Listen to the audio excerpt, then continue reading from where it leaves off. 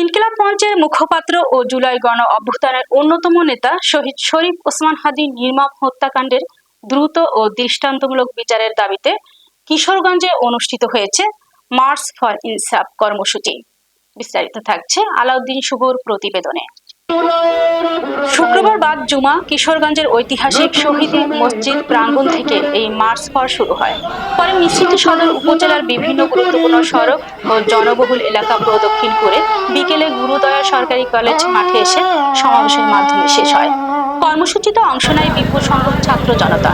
কয়েকটি পিকআপ ও শতাধিক মোটরসাইকেলের বহর নিয়ে তারা জেলার প্রধান সড়ক ও একাধিক উপজেলা প্রদক্ষিণ করে। পুরো কর্মসূচি জুড়ে খুনিদের বিচার চাই, ইনসাফ না হলে রাজপথ ছাড়ব না সহ বিভিন্ন স্লোগানে উত্তাল হয়ে ওঠে কিশোরগঞ্জ।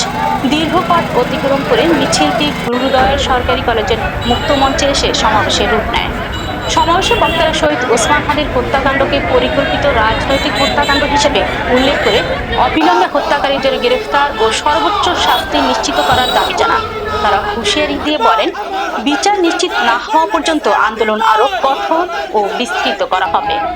কর্মসূচিতে ইনকিলাব মঞ্চের কেন্দ্রীয় কার্যনির্বাহী সদস্য মাসুদুর রহমান আদনান, সদস্য নকিব নজরুল, সোহেল ব্যাপারী, বৈষম্য বিরোধী ছাত্র আন্দোলনের সাবেক সমন্বয়ক অভি চৌধুরী, ছাত্রনেতা আশিকুজ্জামান আশিক, আশরাফুল ইসলাম নাদিম, মাজহারুল ইসলাম সহ বিপুল সংখ্যক ছাত্র জনতা উপস্থিত ছিলেন।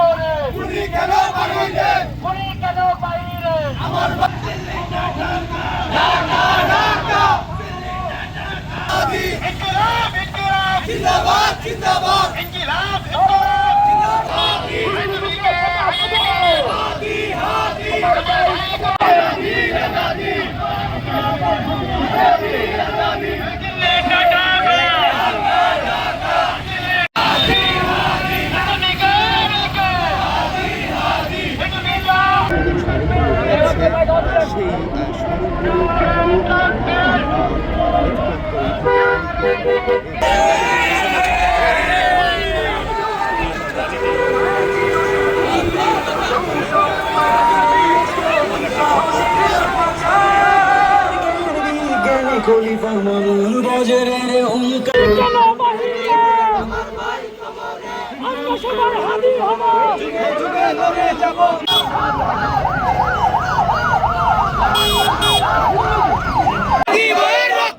তুমি কে আমি কে, হাদি হাদি তুমি আজাদি আজাদি আজাদি ভাইকে বাঁচায় রাখতে পারে নাই এবং আমরা তাই আজকে হাদি ভাইকে আপনাদের এখানে পাই নাই। হাদি ভাই একটা কাজ হয় নাই। আমরা বিশ্বাস করি এইখানে আপনারা সবাই হাদি ভাইকে ভালোবাসেন না।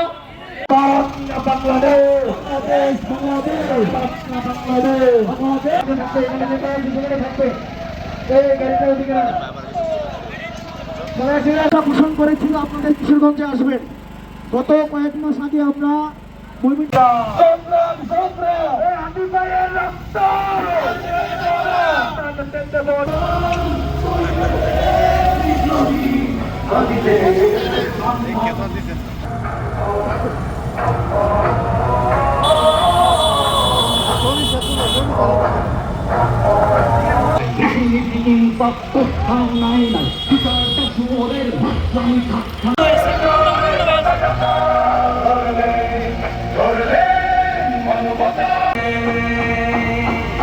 নাই